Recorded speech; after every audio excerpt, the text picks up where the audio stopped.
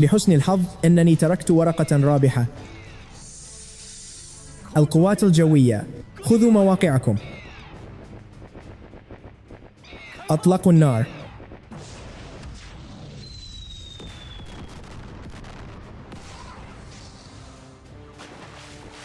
اضحكوا بينما يمكنكم ذلك شياو وي. أخبري الجميع ألا يتحركوا الآن. اختبئوا أولاً.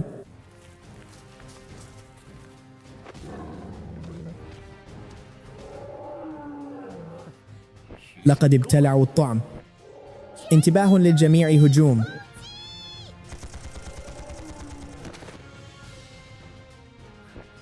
نظفوا المكان وأجمعوا العتاد لنواصل التقدم. كدت أنسى أن لدينا مساحة تخزين الأبعاد. شايافي، في طريقنا إذا وجدتم أي ملفات أو إمدادات تذكروا أن تأخذوها كلها. نحن بحاجة إلى الكثير من الطعام الآن. مفهوم يا سيدي؟ ما هذا المخلوق؟ مجرد بيضة واحدة ضخمة بهذا الشكل.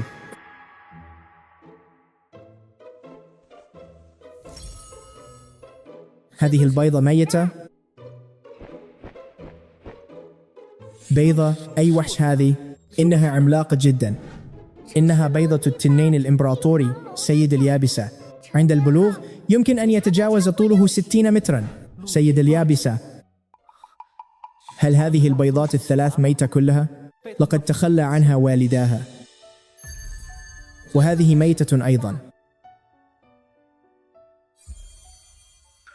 سيدي، هذه البيضة ليست ميتة.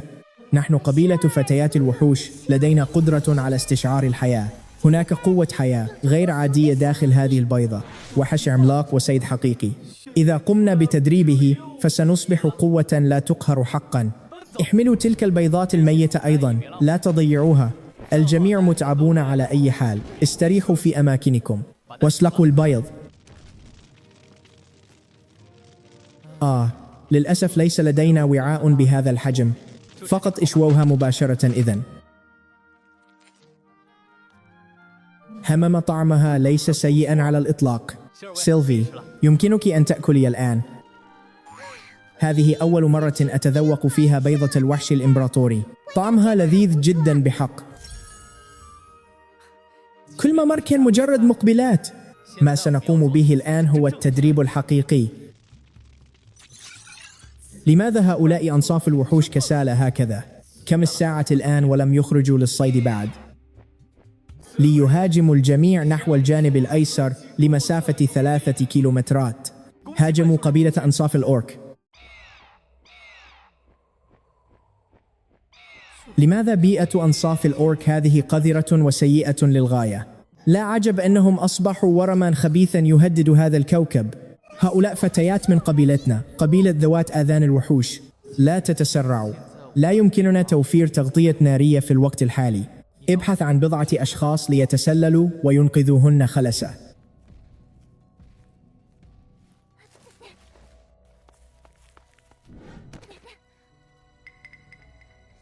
لا يمكننا شن هجوم مباشر الآن. احفروا نفقا لإنقاذهن. نحن من نفس القبيلة. تعالين معنا أولا.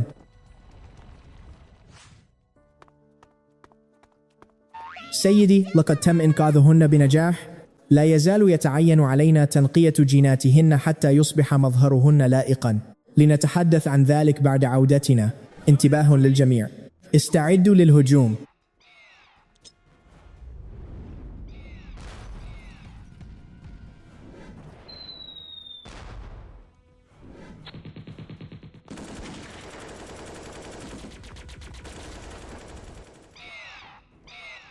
إذا كان التعامل مع قبيلة واحدة يتطلب كل هذه القوة النارية، فلو كنت واجهتهم قبل 3 سنوات لكنت فشلت بالتأكيد.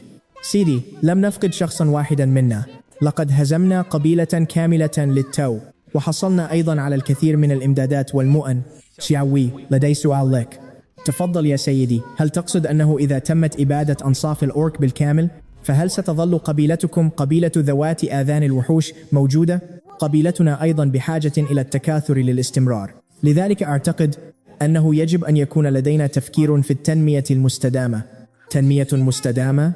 أسر أنصاف الأورك وتربيتهم واستخدامهم كأدوات للتكاثر. إذن هؤلاء الأسرى هم مجرد فئران تجارب. دعونا نعود أولاً. لماذا لم يعد الأخ لين باي حتى الآن؟ انتظري قليلاً، لا تقلقي، هو بالتأكيد بخير.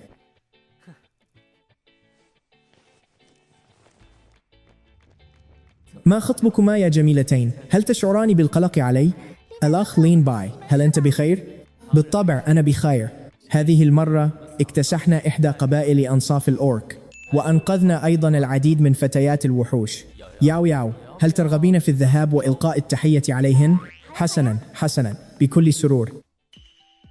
لماذا طلبت من ياو ياو أن تذهب إليهن؟ لأننا في المستقبل سننقذ المزيد من فتيات الوحوش، لذلك نحن بحاجة إلى شخص لطيف لتهدئتهن. وياو ياو بريئة ولطيفة جدا، إنها مثالية لذلك. مناسب؟ تماما. ياو ياو مناسبة بالفعل لهذه المهمة. وماذا عني؟ يجب أن أفعل شيئا أيضا. لديك الكثير من المهام أنت أيضا. كل هذه المؤن تنتظر من يقوم بجردها وتسجيلها، لكنني سيئة في الرياضيات.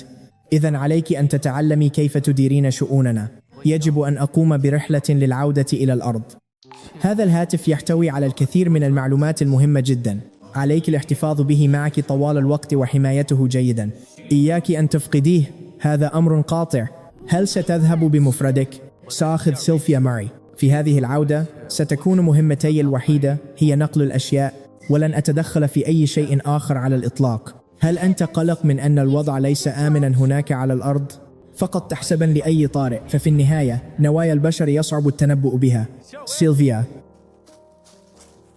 سيدي، ماذا هناك؟ سآخذك إلى مكان ما. قومي بإفراغ مساحة التخزين الخاصة بك بالكامل. لقد أفرغتها منذ مدة طويلة بالفعل. كونا حذرين، اطمئني.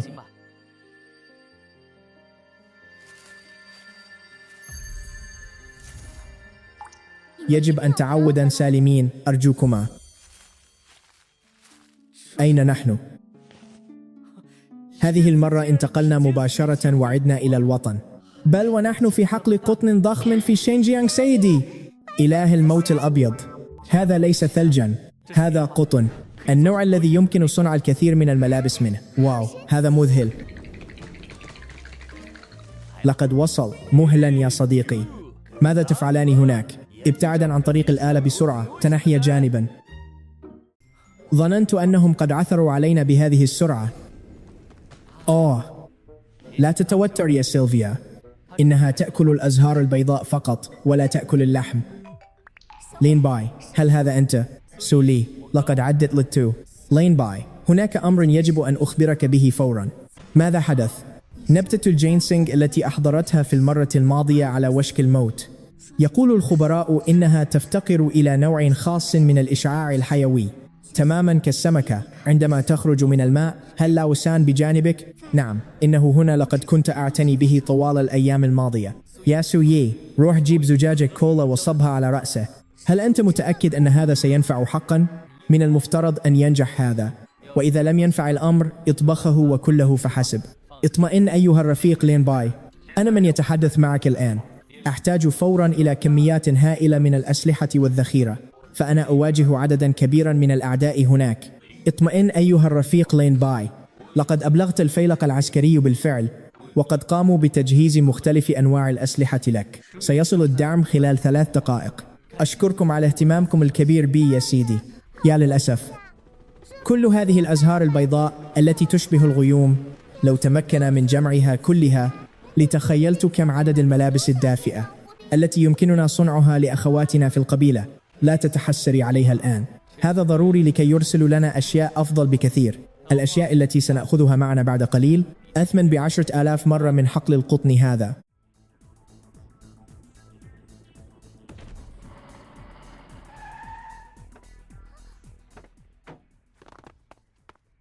أحضروا شريط التحذير بسرعة.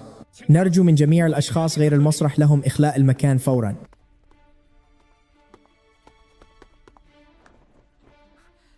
أعتذر لإزعاجكم واستنفاركم بهذا الشكل أيها الرفيق، لا داعي للشكر، هذا هو واجبنا كعسكريين. الأشياء التالية يجب عليك أن تأخذها معك.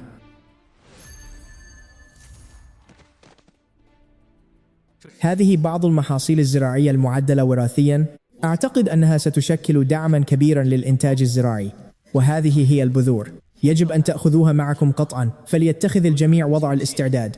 أحم الإمدادات. هذا سيجعل زراعة بلادنا تحقق قفزة نوعية جديدة، وهناك هذا أيضاً. أظن أن أكثر ما تحتاجونه الآن هو الخامات المعدنية. أجل، بفضل هذه المعادن فإن مشروع الاندماج النووي الموجه ومشروع سماء القمر الخاص بنا، كل ذلك سيصبح حقيقة واقعة. الرفيق لين باي، أعتقد أنك على علم بهذا الأمر بالفعل. قيادتنا توافق أنه في الحالات القصوى والطارئة جدا يمكنك استخدامه مباشرة. يوجد بالداخل رأسان حربيان.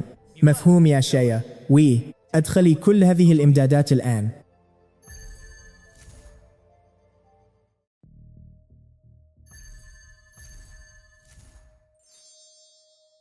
سيدي، مساحة التخزين عندي امتلأت بالكامل. لا بأس، سأتولى أنا الباقي. ما هذا؟ لماذا جهزتم لي السجائر والمشروبات الكحولية؟ أنا لا أطيق هذه الأشياء أبداً. وقتي قارب على الانتهاء. نلتقي في المرة القادمة. إلى اللقاء في المرة القادمة أيها الرفيق لين باي. أخيراً عدت. الحمد لله أنك بخير ولم يصبك أي مكروه. كان هذا فقط للاحتياط، لا تقلقي. أين سنخزن كل هذه الإمدادات؟ تعالي معي، سأريك. هذا هو المستودع الذي حفرناه طوال الليل قبل بضعة أيام. لم أتوقع أبداً أن يكون هذا المستودع بكل هذه الضخامة. مستودع كهذا هو ما يسر الناظرين حقاً. أخي لين باي، تعال بسرعة، تعال. يا إلهي، هل كبرت الفراولة إلى هذا الحد؟ نعم، كل الفراولة في الحقل قد نضجت تماماً. إنها حلوة جداً، أحلى من السكر بكثير. هي، خذيني لأرى الحقل بنفسي. هل هذا فجل حقاً؟ لمن هذا العمود الأبيض العملاق الذي يعانق السماء؟ وكيف زرع في حقلي؟ دليل البذور يقول إن الفجل عالي الإنتاجية على كوكب الأرض، ينتج حوالي 3 أطنان للدونم الواحد. لكن هنا في أرضي فجلة واحدة فقط تزن حوالي طن واحد. آخ يا إلهي. واو، هناك الكثير من الطعام اللذيذ. لن نضطر للجوع في هذا الشتاء بعد الآن. لنستمر في الزراعة. هذه المرة يجب أن نزرع بعض الحبوب. أكل الخضار وحده لا يشبع الجوع، لا بد من وجود الكربوهيدرات أيضا. آداو، شياو، حان وقت العمل. لدينا نقص شديد في الأيدي العاملة. يبدو أنه يجب علي استخدام مجموعة وحوش الجينسينغ التي اصطدناها للتو.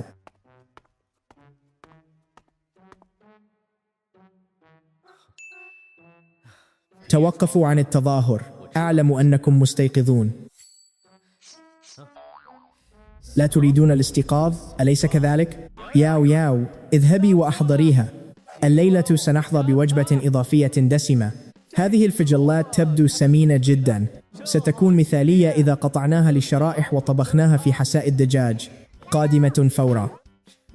ألا تزالون تعاندون؟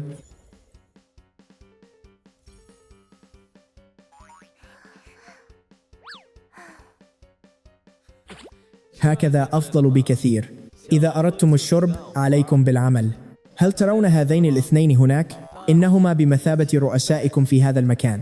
ما دمتم قد انضممتم إلينا فأطيعوا الأوامر واذهبوا لزراعة الأرض بهدوء، وستعيشون في رغد، تأكلون أشهى الطعام وتشربون أطيب الشراب. ممتاز، مرحبا بكم معنا. حسنا يا شياو من الآن فصاعدا هؤلاء الوافدون الجدد تحت إشرافكم. تمت ترقيتكما رسميا لتكون القائد ونائب القائد. مهمتكم هي الإشراف عليهم أثناء العمل. مع انضمام كل هذه الدماء الجديدة إلينا فإن مهمة بذر وحرث مئات الفدادين من الأراضي سننتهي منها بالكامل هذه الليلة. أقدم تقريري لك يا سيدي. همم جيد. تبدين مفعمة بالنشاط. سيدي، لقد انتهينا من إحصاء غنائم الأيام ال5 الماضية. أخبريني ماذا لدينا؟ خلال هذه الأيام ال5 فرقة التسلل والإنقاذ التي شكلتها أنا وأخواتي استغلت جنح الظلام، وبمساعدة طيور السيدة يا والحديدية المسيرة في الاستطلاع تمكنا من شن هجوم مفاجئ على 7 قبائل صغيرة لأنصاف الوحوش. وكم عدد من تمكنتم من إنقاذهم في المجمل؟ سيدي، لقد أحضرنا 50 أختا من فتيات الوحوش اللواتي كن أسيرات. 50؟ هذا ليس سيئا أبدا. هل تم ترتيب أمور جميع الوافدات الجدد؟ نعم، تم ترتيب كل شيء ووضع الخطط بالكامل. غريب، لماذا تجدد وقت البوابة بهذه السرعة هذه المرة؟ شايافلين ياف استيدا. يمكننا العودة إلى الأرض مجددا. أنا سأبقى هنا، أريد أن أكون ملكة الطائرات المسيرة، لن أذهب معكم. حسنا، كما تريدين، ابقي أنت هنا للحراسة. هذه الفتاة أدمنت اللعب، أليس كذلك؟ هيا رددوا ورائي. أوو. وأنا أيضا لا يمكنني المغادرة الآن. هؤلاء الفتيات الجدد غبيات جدا، لا يمكنهن حتى تعلم نطق الحروف الأساسية. إذا غادرت الآن فسيتأخرن في دروس الغد. حسنا. يبدو أن الجميع هنا مشغول بأمور بالغة الأهمية. أين جيا إيروي؟ إذن ستأتين أنت معي. هذه المرة يجب علينا الحصول على دفعة من طائرات الدرون الأكثر تطوراً، والأفضل أن تمتلك ميزة التحليق التلقائي، وطائرات درون عسكرية تعمل بنظام الأسراب وتلقي حمولتها تلقائياً، وبطاريات أيضاً. كلما كان العدد أكبر كان أفضل. لقد مرت ساعة كاملة بالضبط. مهلا، ما الذي يحدث؟ سيدي، ما الخطب؟ لا شيء.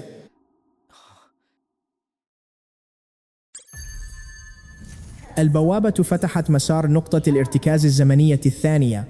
الرجاء تحديد إحداثيات نقطة الارتكاز الزمنية لفتحها هذه المرة. إحداثيات نقطة الارتكاز الزمنية.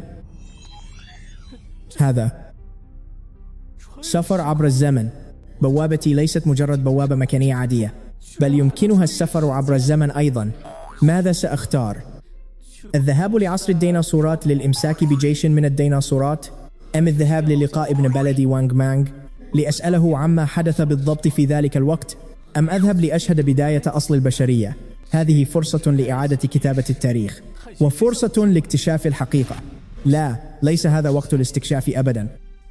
إذا ذهبت الآن إلى العصور القديمة أو عصر الديناصورات، ماذا سأستطيع أن أجلب معي؟ مجرد كومة من الأحجار؟ التخلي عن الخيارات. هيا لنعد إلى كوكب الأرض الحديث.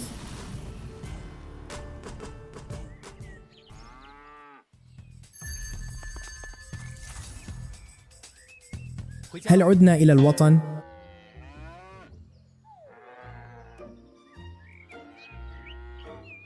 أوه، لماذا يوجد كل هذا البقر هنا؟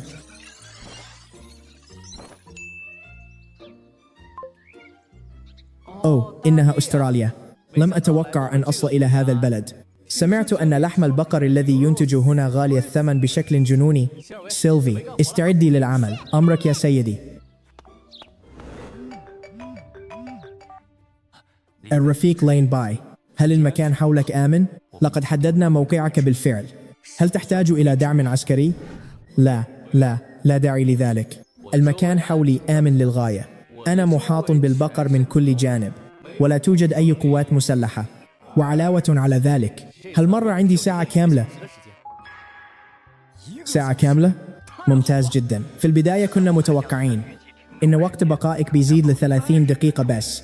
ما توقعنا أبدا إن الوقت بيتضاعف بالشكل هذا. يا عملي، أنا لسه محتاج دعمك. جهز لي طائرات بدون طيار للتوصيل، وتكون بطاريتها تدوم لأطول فترة ممكنة.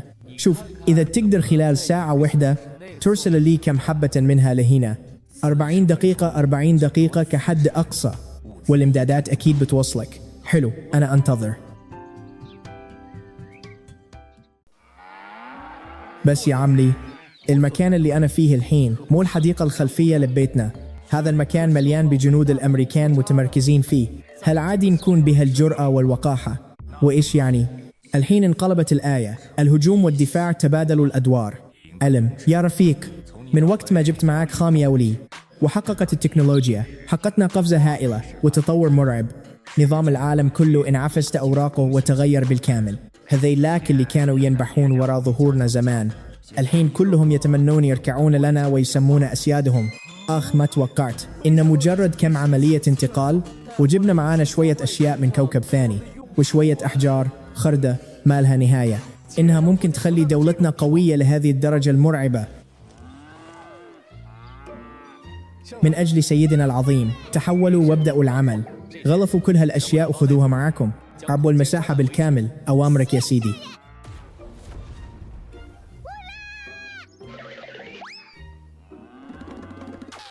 للأسف المساحة لسه صغيرة جدا.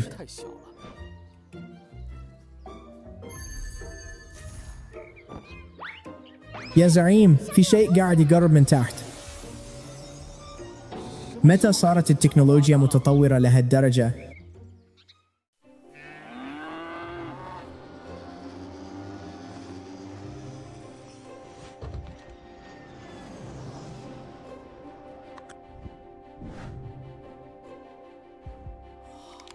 يا إلهي، حتى في توصيل الطرود صاروا يستخدمون هالتكنولوجيا الخيالية. –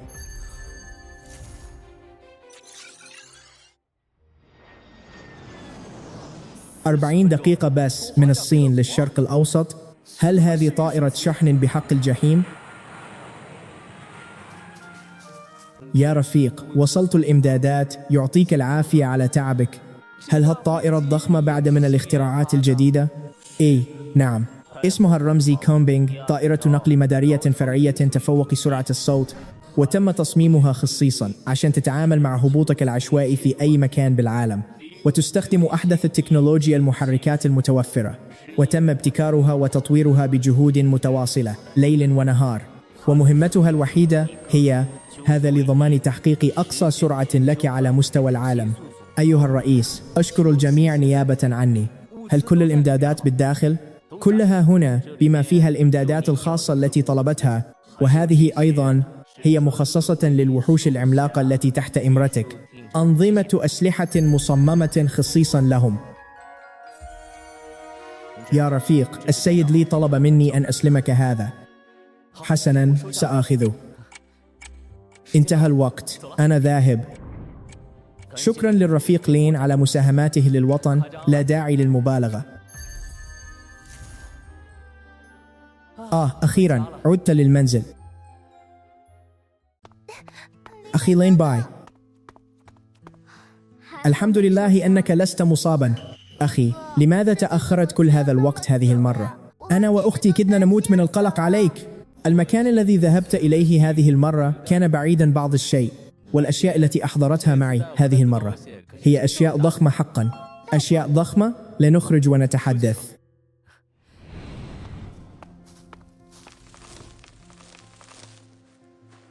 الجميع تجمعوا. سيدي، ماذا يحدث؟ سيدي، نحن اليوم ذهبنا إلى قبيلة صغيرة في ذلك الاتجاه لإنقاذ بعض الأشخاص. كان كل شيء يسير على ما يرام في البداية، وأنقذنا أكثر من 10 أخوات، لكننا تعرضنا لكمين من أنصاف الوحوش الآخرين. كمين من أنصاف الوحوش؟ كيف يمكنهم فعل ذلك؟ هذا شرير جدا، يا له من حثالة. وقد وجدنا هذا أيضا في ذلك الوقت. سمعنا أن هذا الشيء مهم جدا بالنسبة لك يا سيدي. الحمد لله إنكم جميعا بخير. في المستقبل إذا كان هناك أي خطر اهربوا فورا. هل فهمتم؟ مفهوم؟ سيدي، رحمتك أكثر إشراقا من 3 شموس مجتمعة.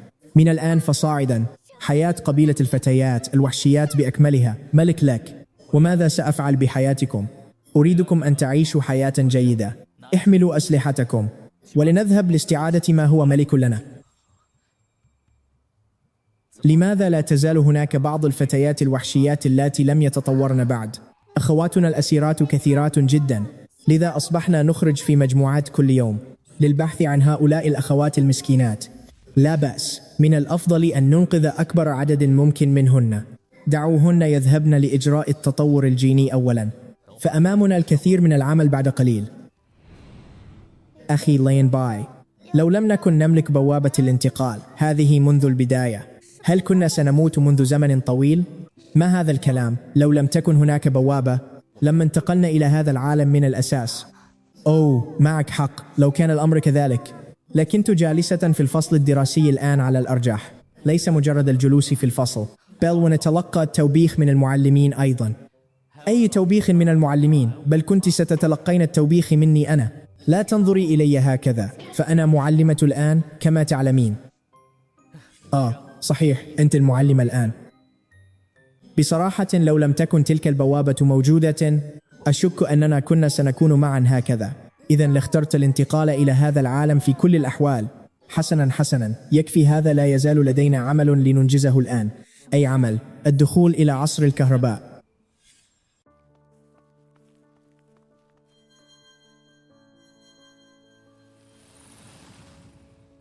اذهبي واطلبي من أفراد قبيلتك أن يغيروا ملابسهم، فارتداء جلود الحيوانات كل يوم ليس مريحا على الإطلاق. أمرك يا سيدي. يا الله من منظر يسر الناظرين. لقد أضاءت يا أختي، انظري، لقد أضاء المكان بأكمله حقا. إنه أكثر سطوعا حتى من منزلنا على كوكب الأرض. لين باي، لا أصدق أنك تمكنت حقا من جلب الكهرباء إلى هنا على كوكب بدائي كهذا. هذه معجزة بكل المقاييس. هذا لا شيء يذكر، هذه مجرد البداية فحسب. اعتبارا من اليوم سنودع عصر إشعال النار باحتكاك الأخشاب، وسندخل رسميا في عصر الكهرباء. شياو وي، تعالي إلى هنا وجربي هذا. نعم يا سيدي. هل هذه حقا قوة يسمح لنا بلمسها؟ إنها ساطعة أكثر من الشمس ذاتها. لا تقلقي طالما أنك تتبعين توجيهاتي، فإن هذه القوة ستساعدكم في نسج الملابس وتجهيز الطعام، ولن تضطروا أبدا للخوف من هجمات الوحوش في الليل بعد الآن. هذا رائع جدا. بما أن لدينا كهرباء فهذا يعني أن لدينا شبكة واي فاي. مهلا. بالرغم من أنه لا يوجد إنترنت، لكن يمكننا مشاهدة الأشياء المحفوظة. أشعر وكأنني قد دبت في الروح من جديد. شخص ما عاد هذه المرة، وبجانب المولد الكهربائي أظنه أحضر معه الكثير من أغراضه الخاصة أيضا، أليس كذلك؟ أرى نظرات فتيات الوحوش إليك أصبحت تشبه نظراتهن إلى إله أكثر فأكثر. إله أو غير إله هذا لا يهم، الهدف الأساسي هو تحسين مستوى معيشة الجميع، أليس كذلك؟ بعد أن وفرنا التغطية الكهربائية يجب علينا رفع مستوى دفاعاتنا. سأعلمك غدا كيفية تشغيل نظام المراقبة. يا سولي، أريد أن تكون هذه المنطقة في دائرة نصف قطرها 10 أميال تحت سيطرتنا بالكامل. ما هذا الضوء؟ هذا الدخيل يمتلك قوة الشمس حقا. يجب أن نبلغ الكاهن الأكبر فورا. لا يمكن ترك هذه القوة بين يديه.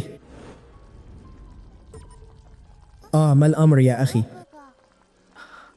لا شيء، ربما مجرد تهيؤات. أشعر وكأن هناك من يراقبنا. أخي، لقد تم تجهيز كل شيء. لماذا تبدو منزعجا هكذا بدلا من أن تفرح؟ المرء العادي لا ذنب له، لكن امتلاكه للكنز هو الذنب بعينه. كل هذه الجلبة التي أحدثناها، لابد أن أولئك الأنصاف وحوش قد وضعوا أعينهم علينا. هل تقصد أنهم سيشنون هجوما مباغتا في الليل؟ الحذر واجب، وعلينا الاستعداد للأسوأ. الاعتماد على التكنولوجيا وحدها ليس الحل الأكثر أمانا. يجب أن نجعل الفتيات يتحركن. يا فتيات، لقد وفرت، لكن الطعام والملابس والنور. ولكن الآن هناك من يريد سلب كل هذا منكن. هل ستقبلن بذلك؟ لن نقبل. جيد. سيلفي، تقدمي للأمام. من الآن فصاعدا سنشكل فرقة حراسة للمخيم، وستكون سيلفي هي القائدة. كل 5 أشخاص في مجموعة واحدة، وتتناوبن على الحراسة. حتى لو دخلت ذبابة واحدة أريدكن أن تسحقنها على الجدار.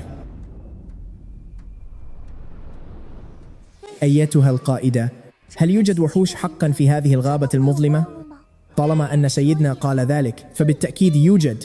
يا شباب شدوا حيلكم وركزوا، ما لازم نخيب أمله فينا أبدا.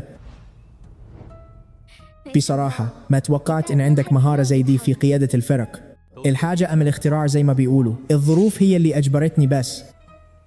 يبدو إن أول صيد لفرقة الدورية جاء لحد بابنا أسرع مما تخيلنا. عددهم 3 بس، لا دول 4. استنوا، ما حدش يتحرك، حركتهم سريعة ومريبة جدا. دول مش مجرد وحوش عادية أبدا، شكلهم كده من القردة الحمراء المتدربة على التسلل. يا شياوي السمك وقع في الشبكة. الهدف موجود عند فتحة الصرف في الناحية الشمالية. إياكم تشغلوا الكشافات، ألبسوا النظارات الجديدة اللي اديتها لكم.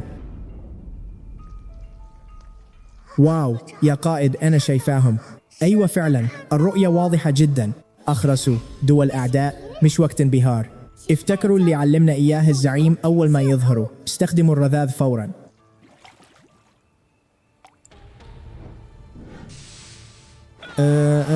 عيني بتتحرك. طالما إنكم شرفتونا وجيتوا لحد هنا، يبقى ما فيش خروج، هتبقوا هنا للأبد. آخ انطق، مين اللي بعتكم؟ وباقي جيشكم متخبي فين؟ أيها البشري الحقير، لو موتني مش هنطق بكلمة. صبري نفد وما عنديش وقت أضيعه في كلامك الفارغ ده. اقتلني وخلصني. يا لكم من وحوش ماكرة تمشي على قدمين. أقتلك؟ تؤ دي تبقى خسارة كبيرة قوي. في موطني لما يزورنا ضيوف مش بيسمعوا الكلام زيك كده. نعمل معاهم الواجب بخطوات علمية ومدروسة جدا. وبما إن راسك ناشفة وعنيد، خليني أبل ريقك وأروق على حنجرتك الأول. شايف ده فلفل حار متحور من الكوكب ده. أنا عن نفسي ما أجرؤش حتى أذوقه، فقلت أخليك أنت تجربه مكاني. أنت هتعمل إيه؟ ابعد عني، ما تقربش، اهدى بس، ما تستعجلش، دي مجرد مقبلات. التقيل كله لسه جاي ورا. انطق فورا، ايه اللي خلاكم تظهروا فجأة كده؟ سأتحدث. الكاهن الأكبر، لقد قال الكاهن الأكبر أنكم تمتلكون مصيرا مقدسا هنا، لذا أرسلنا لنجس النبض أولا. مجرد استكشاف لا أكثر.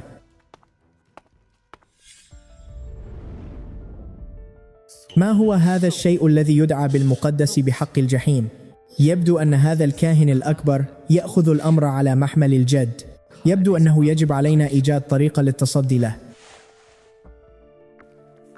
شياوي، يجب أن تكونوا في حالة تأهب قصوى طوال الوقت من الآن. قد نكون قد وقعنا في ورطة كبيرة. اطمئن يا سيدي، سنبقى متيقظين دائما.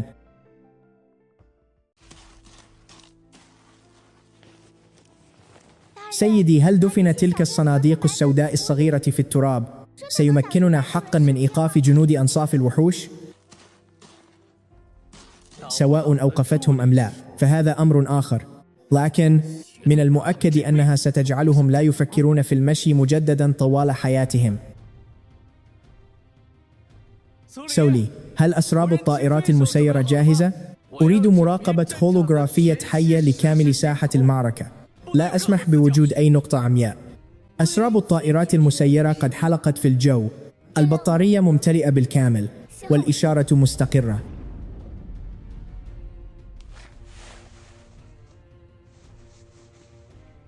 اسمعوني جيدا وتذكروا، بمجرد أن يندفعوا نحو موقع تلك العلامة الحمراء قوموا بالضغط على الزناد فورا. هل هذا مفهوم؟ مفهوم يا آنستي الثانية. هذا لا يزال غير كاف. ماذا لو التفوا خلفنا من الجبل الخلفي؟ لين باي، هل تنوي حقا استخدام القوة إلى هذا الحد؟ في هذا المكان الذي يأكل فيه القوي الضعيف، الرحمة تعني الانتحار. سأجعلهم يفهمون جيدا أن هذه الغابة هي منطقة محرمة عليهم. يبدو أنهم لم يلاحظوا شيئا بعد. أرسلوا الأوامر، استعدوا لإبادة مخيمهم بالكامل. عالم، مرحبا بكم في الجحيم. واو تبا، مزقوهم إربا.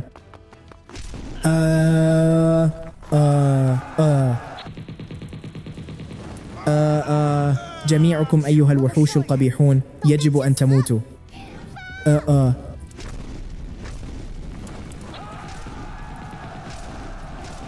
اللعنة أعدادهم هائلة جدا. أعداد هؤلاء من نصف الأوركيين هائلة جدا، وقواتنا المدافعة قليلة جدا. على الرغم من أن تكنولوجياتنا متطورة، إلا أن قاعدتنا صغيرة جدا، وبمجرد أن يقتربوا منا للالتحام ستكون مجزرة من طرف واحد. أخي، هل سنموت؟ اطمئني، كيف لنا أن نموت بهذه السهولة؟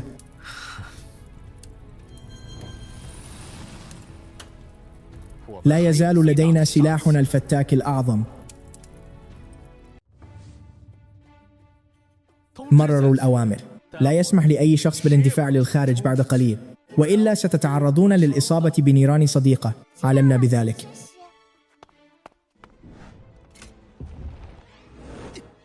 ما هذا الشيء؟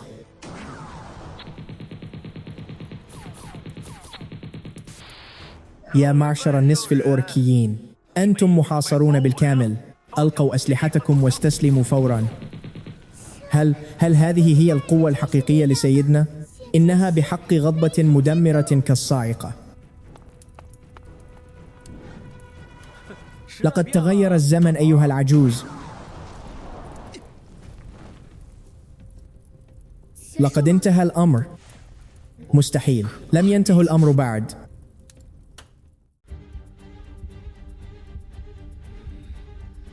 فلنتراجع الآن.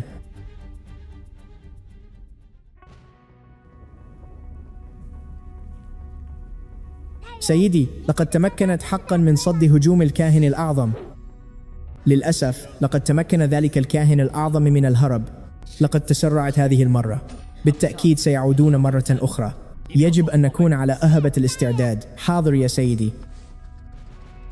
لا تقلقوا، الأماكن المدمرة يمكن إعادة بنائها. الأهم هو أن نبقى على قيد الحياة. اطمئن، أنا لست ضعيفا لهذه الدرجة. سيدي، هذا أحد نواب قادة نصف الأوركيين. هل هذا هو طوطمكم السحري؟ أجل يا سيدي. أرجوك لا تقتلني. يمكنني أن أبقي على حياتك، ولكن عليك أن تعترف بكل شيء بصدق. سأسألك، ما هو هذا المصدر المقدس بالضبط؟ المصدر المقدس هو ذلك السوار الذي في يدك. قال الكاهن الأعظم إنه بامتلاكنا لهذا يمكننا النجاة من الموت الأبيض. إذن سوار الفضاء هذا هو المصدر المقدس. كنت أظنه مصدر طاقة نادر جدا. لين باي، انظر إلى هذه الأشياء. قلت في المرة السابقة إن بلدنا بسبب هذه الخامات يشهد الآن قفزة تكنولوجية هائلة، والآن بعد أن أصبح لدينا كل هذه المعادن، ألن يعني هذا أننا سنصل إلى القمة؟ نحن نسيطر بالكامل على هذه المنطقة. الموارد هنا لا حصر لها، لذا أريدكم أن تنصبوا الفخاخ على امتداد 5 كيلومترات إلى الخلف. هل تنوي تحويل مساحة 5 كيلومترات بالكامل إلى منطقة محرمة؟ كم عدد أجهزة الاستشعار التي سنحتاجها لفعل ذلك؟ الأمر لا يقتصر على الاستشعار فقط. أريد أن أملأ هذه الكيلومترات 5 بأحدث التقنيات الحديثة، ممزوجة بأكثر الفخاخ البدائية مكرا. سوياو، أنت فتاة ذكية. خذي فريقا وتولي مسؤولية هذه المهمة. أنا إذا أرسلت ياو إلى هناك، ألن يكون الأمر فوضويا بعض الشيء؟ هذا بالضبط ما أريده، فخاخا عشوائية لا يمكن لأحد توقعها.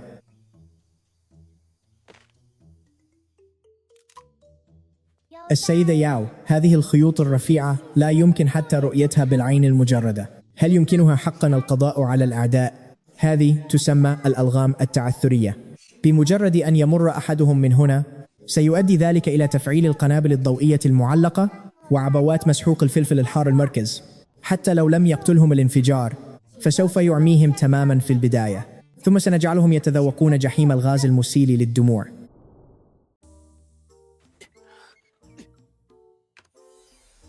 يا لها من أسلحة مذهلة، لماذا لم تخرجها لنا في وقت أبكر؟ لقد حصلت عليها للتو، وفجأة ظهر قطيع أنصاف الوحوش هذا. لا تقلقوا، هذه المرة لن يتمكنوا من الهرب حتى لو نبتت لهم أجنحة. سيدي، مصيبة، لقد حاصرتنا قبيلة أنصاف الوحوش. أنصاف الوحوش يحاصروننا. من أين أتى كل هذا العدد من أنصاف الوحوش؟ إنهم مرعبون جدا. هل من يقودهم هذه المرة هو زعيم أنصاف الوحوش نفسه؟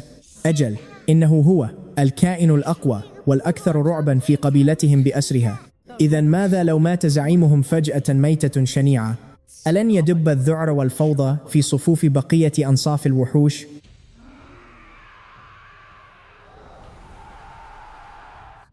أخي، يبدو أن عددهم أكبر بكثير من المرة الماضية.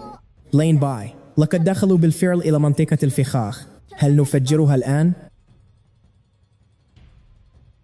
لا تتعجلوا، الفخاخ مخصصة فقط للأتباع الضعفاء، للقضاء على الأشرار.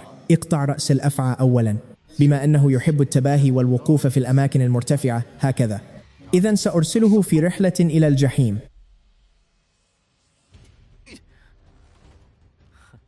شياوي، ساعديني في حساب سرعة الرياح.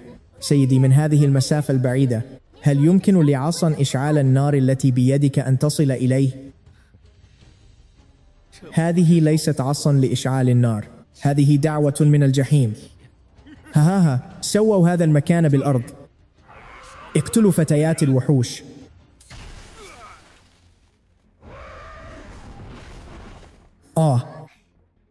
هل أصابه ذلك؟ لقد انحرفت الطلقة قليلا للتو. الآن سأبحث عن فرصة أخرى. مفهوم.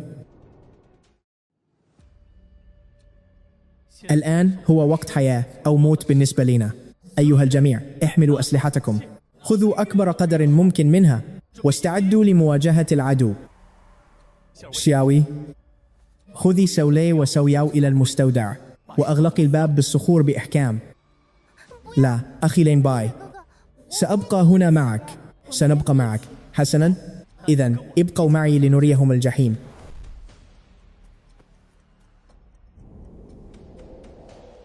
أيها الجميع، استعدوا للهجوم بمجرد سماع صوت طلقاتي. 3، 2، 1.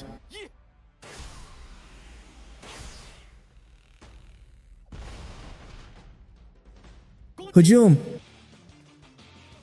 أيتها القوات الجوية، استعدي للتراجع للخلف، وأطلقي القنابل الحارقة نحو الخلف.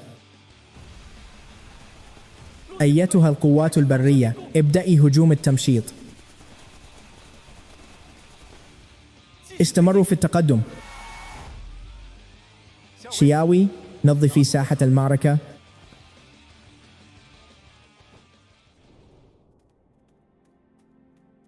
ما الأمر؟ هل أنت خائفة؟ أجل، إنها المرة الأولى التي أخوض فيها حربا. اطمئني، لقد تخلصنا من جميع مشاكلنا بالفعل، ومن الآن فصاعدا ستكون هذه المنطقة إمبراطوريتنا الخاصة. إذن أريد أن أكون الإمبراطورة. حسنا، كما تريدين.